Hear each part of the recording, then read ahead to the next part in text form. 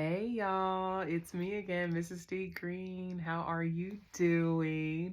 Happy whatever day of the week it is for you. For me, it is Monday night, March 17th, 2025. It's St. Patrick's Day. I'm still a little gussied up because I went out tonight to the Badass Workshop with Bozoma St. John and I had a time. Let me tell you, I had a time. If you're interested in seeing any of that, go ahead and go over to my Instagram page, which is IOU Psych. It's spelled literally IOU, the letters, and then psych, as in the base of psychology, PSYCH. That is my handle. You can see some of the videos and reels that I posted. I left there feeling more inspired than I went in. So if you ever get a chance to attend one of the workshops, I suggest you do so. It will definitely change your life. All right. Now, we are here to recap and discuss the season 3, episode 5 of White Lotus, titled, I believe it was The Full Moon Party. That was the name of the episode.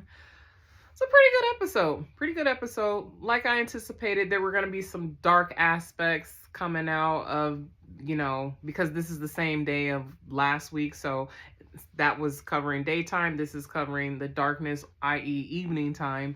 So you saw some pretty freaky things come out. I'll just say that. Everybody was like pushed to their limit, I should say. Like their temptations were tested tonight, for sure. So before we get into it, as always, please like, comment, subscribe, or share. Not necessarily in that order, okay? So your girl can get circulated out here in this algorithm. All right. So let's go ahead and get into it. So the episode starts, as you know, I'm reading notes. Sorry. Starts out with Guy Talk panicking because he's looking for the gun. He has realized that it's stolen. He then remembers, okay, I do control the camera, so let me take a look at the cameras. Looks at the camera, and then he does see that it leads to, possibly Tim taking the gun because he was the only person that was out there. So then these are going to go back and forth between scenes. So now we're at the scene where they're back at the table with Tim, Piper, and Victoria. So Piper is finally, working up the courage to tell her parents about what her intentions are and the reason they're in Thailand. She says that she wants to be there for a year, and then Victoria's like, why would you want to go to Taiwan? It's almost as if she forgot where they were. I guess Taiwan, Thailand. According to Victoria and Gary, geography is not important. All right, so then it goes back to the boat. And Saxon is talking to Lachlan. Now, I can't believe I'm going to say this, but some of that stuff that Saxon was saying, I was like, I mean, he ain't wrong. And it's funny because I was just telling my best friend this when I was in San Diego last week. I was talking to her and telling her how, because she has a certain way she sees people, and like once you've done something, she sees you that way. And I was telling her, like, girl, gems can come from anywhere, right? So going to Saxon, I was like, oh, all right. So one interesting thing he was telling Lachlan. He tells Lachlan that there are some people who want to be used in this world because they don't have the vision.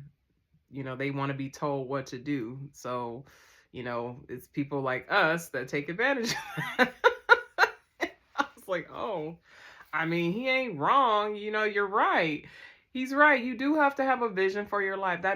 That's pretty much what I preach. That is like one of my main mantras. If you do not have a vision set for yourself, you are living aimlessly, and you can be swooped in by people like Saxon.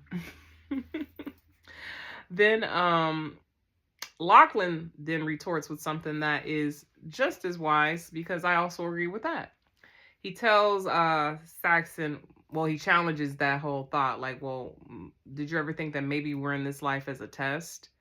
And how we behave in this life is going to determine, more or less, going to determine, you know, what's to come for us in the next life. Have you ever figured that maybe our behaviors are preparing us for the next life? And of course, Saxon being surfaced, he does not agree with that. There are some people that believe in that whole karmic return, and like when you're reborn, depending on how you lived, like if you lived good, you'll go on to the next level. If you lived bad, then you'll be set back, or whatever the case may be. But I was like, oh, okay, this interesting exchange between the two. And then Lachlan is, no, I'm sorry, not Lachlan. Saxon is pushing on to Lachlan to sleep with Chloe, who has taken an interest in him. This is Gary's girlfriend. Granted, she's older, but she is also interested in Lachlan. So there, you know, there's some energy exchange there. Ironically, Saxon's into Chelsea. He likes the thrill of the hunt, the chase, which is not surprising to me because he considers himself to be an alpha, and that's typically what toxic alpha males like. They love rejection. They love, you know, to go after things that are difficult. Or maybe I'm just projecting. But yeah, so that's that scene. Let me see. Oh, okay, yeah. Chloe tells Chelsea that she likes younger boys, and she says something that was quite disturbing, you know, predatory even. I mean, even though she's a women can be predatory too. She says that she likes when young boys get around her and, you know, they see her naked because they get all like nervous, and I guess that makes her feel like she's in control. I was like, "Ooh, girl. All right, whatever." And so they mentioned, you know, hooking up with the guys, and basically they would be cheating on their men. And then Chelsea says that she doesn't want to do that because she's a romantic and she would feel terrible cheating on Rick. And then Chloe's like, well, do you think Rick would kill you? Because I think Gary would kill me. I feel it in him. She ain't off. Dude, psycho. All right. Oh, and before then, Chloe tells Chelsea, because Chelsea mentions something to the effect of how Rick requires a lot of attention and she feels like she has to protect him. And then Chloe says, well, you can't spend the rest of your life trying to rescue him. I mean, again, another gem I agreed with. You can't, you know, you can love a man and, you know, you want to be there for him, but it's his job to save himself. So if he's living in circumstances as a result of his own demons, I mean, and doesn't want to do the work, what can you really do, right? So yeah, there were some gems coming out this episode of unlikely characters. That I will say. I was surprised. Now we get to the three friends, and Valentin and his friends. So they're at the club, you know, they're talking. Well, they're at a bar. They're not at the club yet. They're at the bar and they're all talking, you know, sharing commonalities, how they like to dance. And then it goes back to, it goes to a scene between Belinda and Fabian. I'm just going to be jumping around point to point, scene to scene. Belinda and Fabian, this scene was, I was like, oh my God, fucking Fabian. So Belinda expresses to Fabian how she's fearful, and this is after Fabian has come to her. He's telling her that a guest is into her, like, you know, gossiping to her, right? Saying he's a rich guy and, you know, he has an interest. He's been asking a lot about you. Sorry, this chair was uncomfortable. Let me adjust myself. Whew, okay, there we go. So again, Fabian, let me fix the earrings. All right, so Fabian is telling Belinda that a guest has been asking about her, and she already knows who it is. So then she tells Fabian the backstory. She says how she knows this guest. She's seen him at the resort in Maui. She even says that his name is Greg, and he's like, no, Gary. And she's like, no, his name is Greg. And then she gives the backstory as to how he was with Tanya and hers connection. And then she says she can send him the link.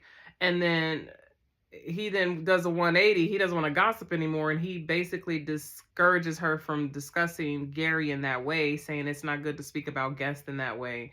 We shouldn't even be gossiping like that about them.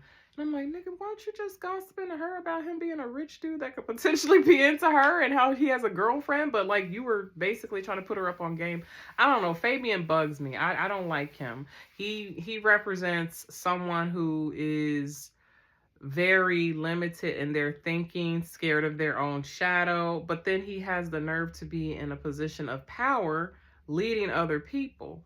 So I just that disturbs me because there's a lot of people out there in this world like that. But let me not get started on my soapbox, okay? Because y'all know how I do. All right, so that leaves Belinda feeling like, oh shit, now who can I talk to about this? So her concerns got unchecked, left in the abyss. All right, so now we're back at a scene with Piper and her parents. So she's just basically trying to express to her parents how she needs this. She's trying to figure out what's best for her and what she wants out of life and what fulfills her, fill out her spiritual journey, figure out where her place is in this world. And Victoria, protesting and projecting, is just protesting against her decision and telling her all the reasons why she shouldn't do it. And all of the reasons, I get it, you're a concerned parent, but it makes no sense. Like, she throws in how they're Christian, how, Buddhism consists of cults. Like, she's coming from a very ignorant place. And then Piper tells her, you know what, I need to make my own way in life. I don't want to be like Saxon. And then Victoria's like, well, what do you mean like Saxon? And she's like, I don't want to subscribe to the bullshit, more or less. That's me summarizing what she said. But she's like, I want to make my own way. He was like the golden child, essentially, and followed everything you guys laid out for him. And then look how that turned out for him. So then we go back to the three friends. They're turning up and they're dancing. They're in the club, jamming with the three dudes. And then Jacqueline notices that three women are looking at her while she's dancing with one of the friends. She wasn't dancing with Valentine. But then once she realized the girls were looking at her, she gets in between Valentine and his other friend. And, she likes that attention. Like, I could tell she's chasing youth, but she's not chasing wisdom, like I mentioned in my last recap. You want to stay young. I get it as a woman, but you have to age gracefully with, wisdom too. So she's behaving much like a teenager, I noticed. I'm going to take this earring off because it's going to bug me. Y'all got the whole feel for them. Y'all see how cute they are. But it's going to keep turning and it's going to drive me crazy. So pardon me while I take them out. All right, my bad, y'all. I probably look more chic like this anyway. All right, so then we go back to Fabian and Belinda. Do we go back? Oh, yeah, because it was going back and forth. All right, so I kind of tied that whole scene in together. It's the same thing, essentially. Fabian is clueless. She says she can share the link with him, and he's like, yes, share that with me because I'm very lost. I don't understand. Dumbass. And she's scared, because she doesn't trust him with that information. Now, he pretty much blew her off. So while all of this is going on, remember, Mook was going to participate in that evening's talent show, or the show that they put on for the guests every night. So Mook's dancing in the background, and then Guy Talk is checking her out, but he's also checking out Tim while he's checking out Mook, because he has realized that Tim is the one that took the gun. Again, Victoria is still protesting, and then she chimes in. She asked Tim to chime in and give his insight, and we all know what's going on with Tim. He's like, he participates not. He does not give his thoughts on the whole thing because he's still surprised and shocked at the fact that he's not only poor but going to be facing jail time. Now, Guy Talk is scoping out Tim, and he follows him, and Tim goes into the bathroom. So then Guy Talk takes the opportunity to ask Tim. He's like, well, I'm missing something, and I think you might know where it is. Like, he's so passive about it. It's like, no, you need to directly ask Tim. Tim's the type of person where you got to, like, really stand up to him. Otherwise, he's just going to steamroll over you.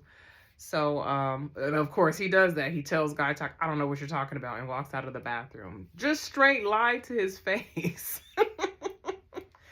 So, now we go back to another scene, and this is where Chloe is starting to put the moves on Lachlan, and then Saxon to Chelsea. So he's flirting, she's flirting.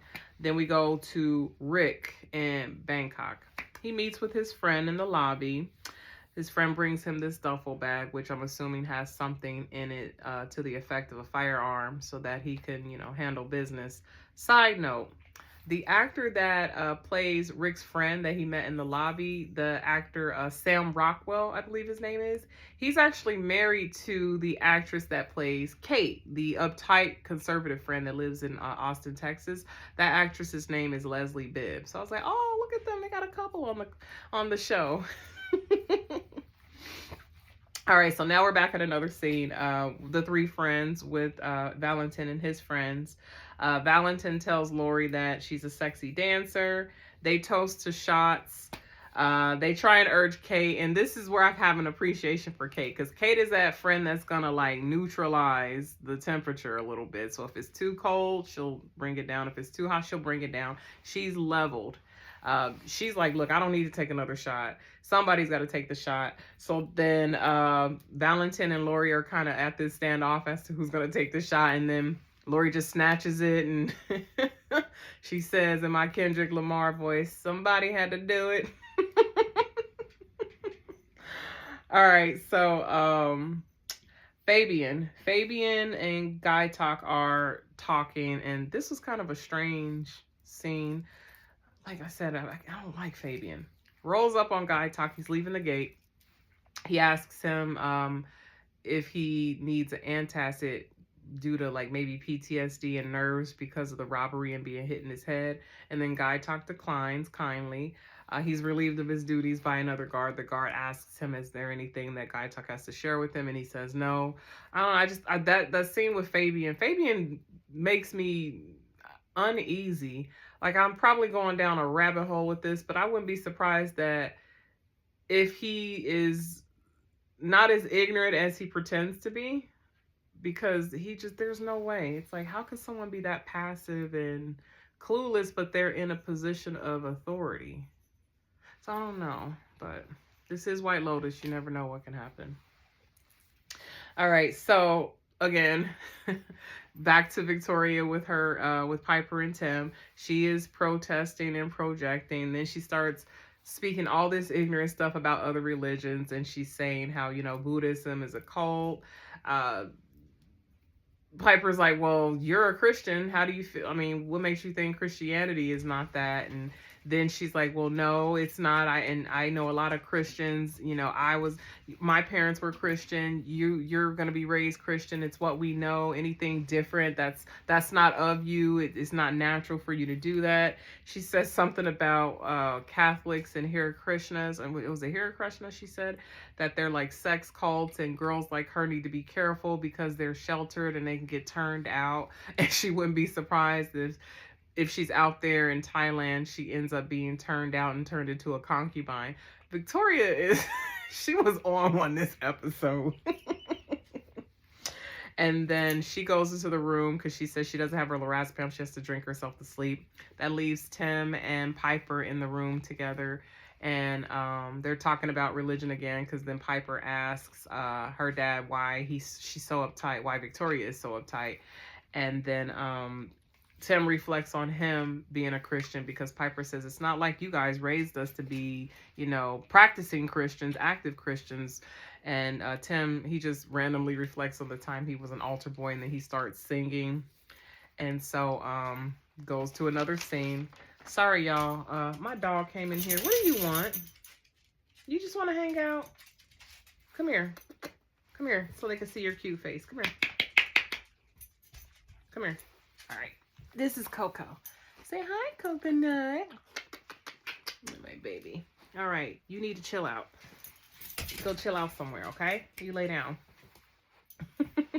That's Mama's other baby. All right, so we go to another scene. This one is Saxon and the girls and Lachlan. Uh, Saxon notices that Lachlan is kind of throwing him back. Again, unlikely. I didn't expect this from him.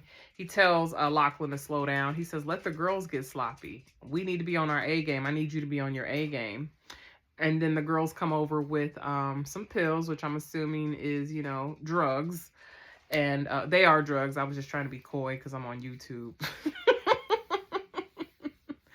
And then, so everybody's urging, each other to take the drugs. The girls, well, Chloe pops one. I don't think Chelsea popped one yet. Lachlan just takes one. Saxon's like, what the fuck? He's like, no, I'm not taking drugs. Saxon doesn't take drugs. Then Chelsea does take the drugs because I think at one point she was trying to reach out to Rick and he didn't answer the phone. So now she's fallen into this sadness because, she's feeling disconnected, but she's worried about Rick. So it's like, well, what else am I going to do? So she succumbs to the pressure. And then finally, Saxon ends up popping the pill. I was like, oh. And Lachlan tells Saxon in that scene, one day I'm going to take you down. I was like, oh, I wonder how. All right, so Rick and his friend, Chelsea's trying to call him like I mentioned, and then his friend tells him how he doesn't drink anymore because his friend ordered I think it was a green tea or a chamomile tea. And then Rick asks him why he doesn't drink anymore, and he tells him that he turned to religion, the friend, Sam Rockwell's character. Then it goes back to another scene. Now it's the three friends. Like, it was jumping around a lot, so I literally took the notes like that as bullet points from scene to scene. So, because usually, like, when I was recapping last time, like, everyone would be within the same scene, just at different sections of the scene, but literally each character were like the situations, they were grouped into their own scene. So like I said, that's how I took the notes, bullet point by bullet point, scene by scene. So I apologize if it's hard to follow this, but please bear with me. Let me know, okay? Let me know if this style works. So, okay. All right. Now, the three friends. So they're hanging out at the club, and then they're sitting at the table, and these three girls walk over to the table and they start going off on the guys. I guess one of them was one of the guys' girlfriends. And then the friends are like, well, let's go back to the villa, Jacqueline. And then they invite the guys to the villa, and Kate's not with it. Like, I'm Kate. I'm totally Kate. Like, please don't be inviting no strange niggas up in oh, I'm sorry. Like, don't you, like, who does that, especially in a foreign country? Like, who does that? Who's inviting strange dudes back to the place? I mean, I guess it's three of them, but it's three of them. So, they're three men. They can overpower you. But Jacqueline and Lori, they're seeking escapism, it seems like. Because Kate seems like she has a stable life at home, so she's not seeking that. So, you know how it goes. You know how it goes. Porn Chai and Belinda. So they're in the room. They're in Belinda's room. And then Belinda is now telling Porn Chai about the situation with Gary, i.e. Greg, and, just expressing her fears and her concerns. And she hears some scurrying in her room. I don't think I mentioned this in the other recaps, but there were 2 other episodes where she heard the same noise, this scurrying. So then Porn Chai, he tells her, because she says, oh, it sounds like it's coming from the outside. He says, no, it's coming from the inside. Starts to investigate, moves the dresser. Turns out this big ass alligator looking monitor lizard was in her room. And so she's like, was that thing in here with me the whole time? Like, I couldn't imagine. I would say, please give me another room. I wouldn't be feeling comfortable in that room, knowing that there was this big ass lizard in there. Who knows what's been going on since she hasn't been in the room. The lizard's been in there by itself. I'm going down on a tangent, but that freaked me out because, like I told y'all, I don't like lizards. I don't like snakes. I really don't like snakes. So I would not feel comfortable knowing that there was this big ass alligator looking monitor lizard in my room. And it's probably been in there for God knows how long. All right, so we're back to another scene. This one is Victoria, and she is with Tim. So she's laying, and she tells Tim, what are people going to think? Like, she's more concerned about what people are going to think due to Piper deciding to stay. And I'm like, that's the wrong idea to have as a parent. You're not supposed to care about, especially if your kid does something that is, it's not like they're saying, I want to go sell myself, to the highest bidder. She's saying she wants to do something that's enlightening and, that's going to take her to the next level. So that just tells you the depth that is within Victoria. Because if she's caring more about how people are going to see them as parents, you're totally missing the whole point. All right. Tim tells her not to worry. I just wanted to throw that in there because it's a part of the note. We go to another scene. Now, this is the three friends. The three friends and the guys, they're back at the villa. Kate looked out of place out of all of them because everybody was in like their swimsuit or like some sort of bare minimum piece of clothing. Kate's in her pajamas. So I think, the producer or the director intentionally did that to highlight how Kate stands out. She's above that, which in this situation, I'm with her. Like, I'm fun, but I prefer to be controlled if I can be, because I don't get that loose with people unless I feel comfortable with them. So I totally get Kate on that. And then Jacqueline is loving the attention, as always. Now we go to a scene. These are kind of like parallel scenes. They're going back and forth where it's like a dance scene, like. So in the scene with Saxon, Lachlan, and Chelsea and Chloe, everybody's tripping out. They're not really highlighting as much how Chelsea and Chloe were tripping out, but they were definitely focused on Saxon. Because I don't think Saxon has taken hallucinogens before. So they were like focusing on his experience, I guess trying to highlight like what's going on with him, how he's transcending or whatever. Not so much Lachlan. I would have thought they would have focused more on Lachlan. But for some reason, they want us to see Saxon's altered state of mind.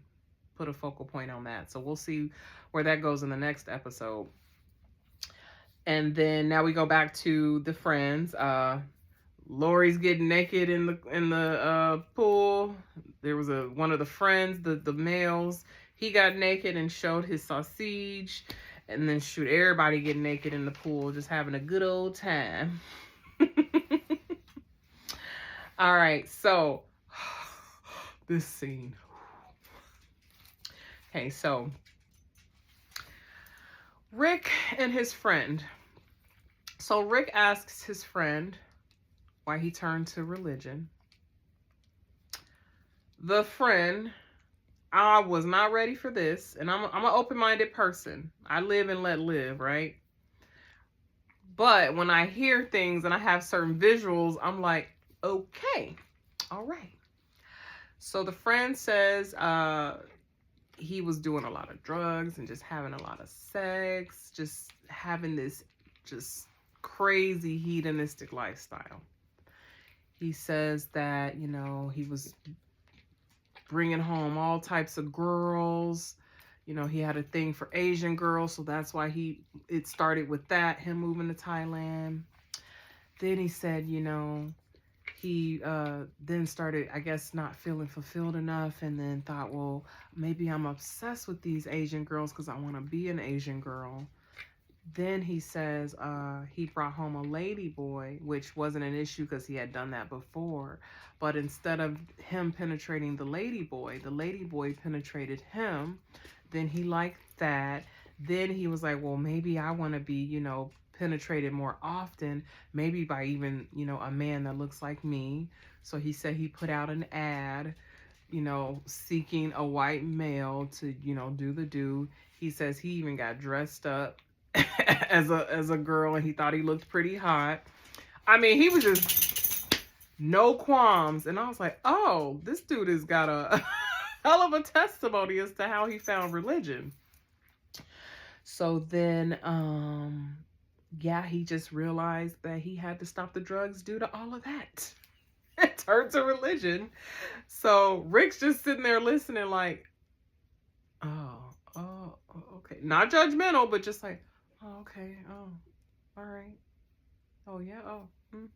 I probably would have been doing the same thing. Like, what do you say to that? When somebody is basically pouring their heart out to you, and I mean, they're sharing some dark shit. You don't judge. You just sit there and listen, like, because, like, when are you going to get an opportunity like that? It's like you're in awe that someone was that raw with you. But I was just like, oh, all right. That tripped me out. So the friend tells him that being sober is not a problem, but being celibate is. So, he has to really, really work hard to maintain that. Now we go back to the friends and Valentine, Lori, all of them. So everyone's talking to each other. Lori's telling her story to Valentin and one of the other friends, and she's just, sharing her experiences as a lawyer and how she has to pay the ex-husband palimony or alimony. I don't know if they were married, but she has to pay him. She said palimony, which I was like, oh, I guess they weren't married. But anywho, that's a small detail. And then it goes to now the one of their friends talking to Kate and Jacqueline. Jacqueline is tore up, so she's not even paying attention. But Kate, being kind, she's trying to engage the friend. And the friend he's just telling her how he was abused by his mother and just his hard childhood. Kate's like, all right, I guess it's time to go to bed. Like, she's uncomfortable.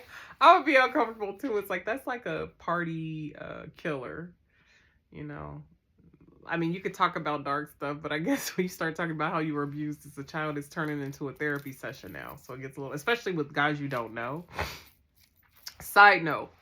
All right, so one of the friends, the bald one, I don't know his name, but the bald one that's kind of skinny, like the fairer skinned one, because Valentin and the other friend are a little darker. That same actor, he played in Game of Thrones. He was the one of the wildling, the cannibal version of the wildlings. He was the leader of that. So he was the one. I don't know his name, but think with me real quick if you're a Game of Thrones fan. He's the one that has the bald head and just looks really creepy, like he shaved his eyebrows and everything. So I was like, oh, okay, HBO actor, I see you. So then let's see. Okay, yeah, time to go to bed. Now we're back to Pornchai and Belinda. So Belinda asks Pornchai to stay in the room with her because she's scared. And, they have this awkward exchange about consent. And then they end up in somehow, sitting next to each other or being in bed together. And I think they proceeded to get it on.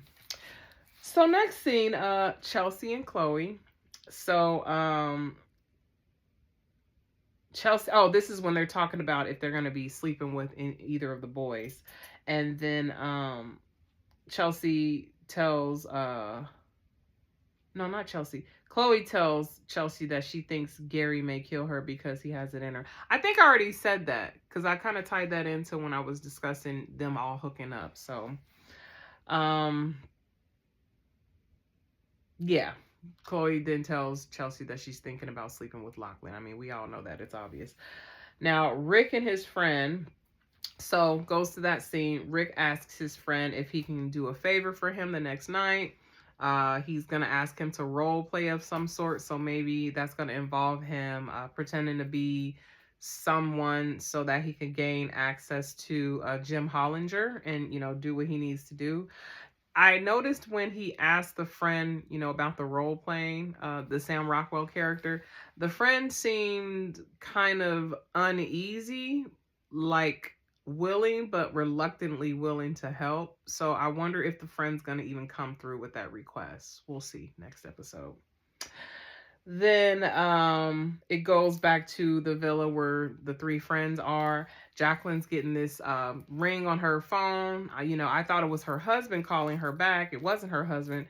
Turns out she goes to the door and it's Valentine. So I guess Valentine was coming back for a little booty call because they sure got it on. No foreplay. I mean, he literally just took his clothes off and dove right in. It's like, okay, if that's what you need, girl, it's probably why you ain't feeling too good about yourself. The men ain't got to rev you up first.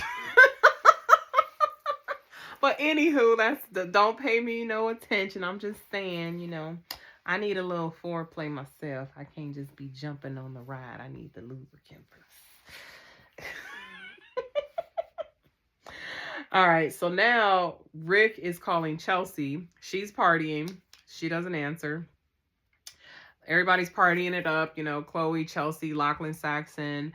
I think they were doing like spin the shell or whatever, and they were or daring each other because Chloe kissed Chelsea, and then they dare Lachlan and Saxon to kiss, and they kiss, and I'm like, y'all are not only your brothers. Don't worry about you two being two men. You're brothers. What are you doing? And I couldn't tell. I was trying to see if any of them enjoyed it, but it was hard to tell. And I'm like, did Saxon enjoy that? But we'll see. We'll see. All right. So the last scene. And I was like, thank God. Thank God for prayers and, people coming in at the right time.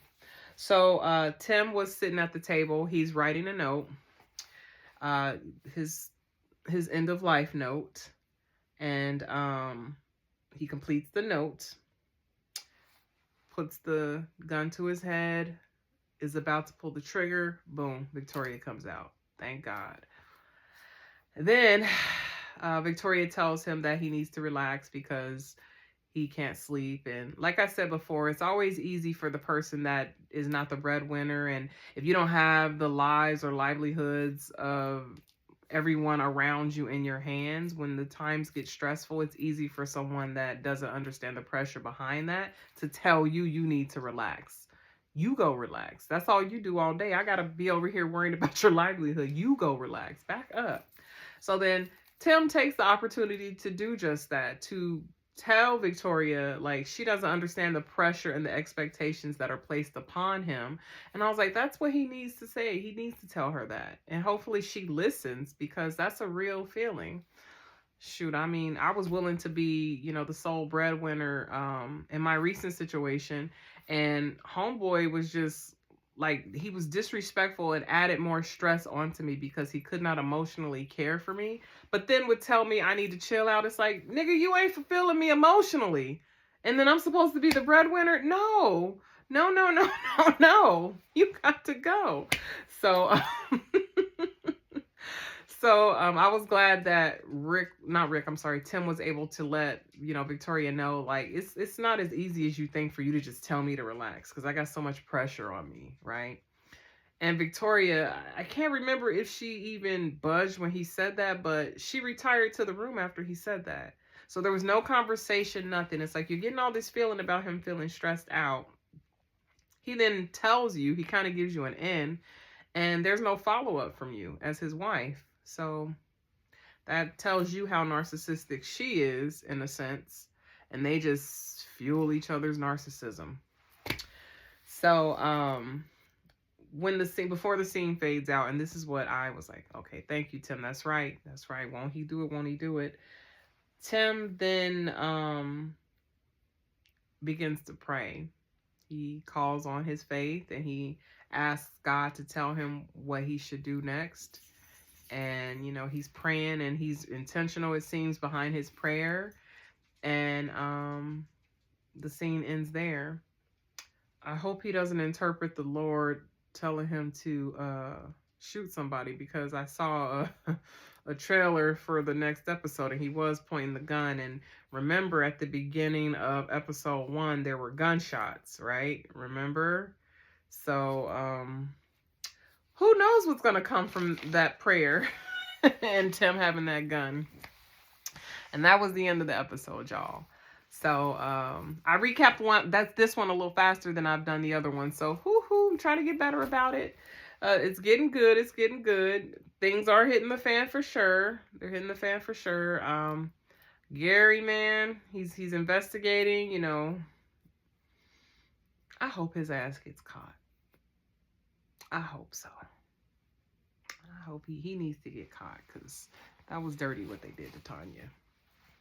All right, guys, I am going to end it here. I'm going to take my last sip. Well, my last sip with you guys, because I'm going to finish this glass on my own. Thank you so much for stopping by and listening to my recap. I hope you enjoyed it. I hope you enjoyed the look that I was serving tonight, and the cameo from my little fur baby. She's back. Don't forget to like, comment, subscribe, and share. All right. Show some support to your girl, Mrs. D Green. All right, my people. As always, peace and blessings. Bye.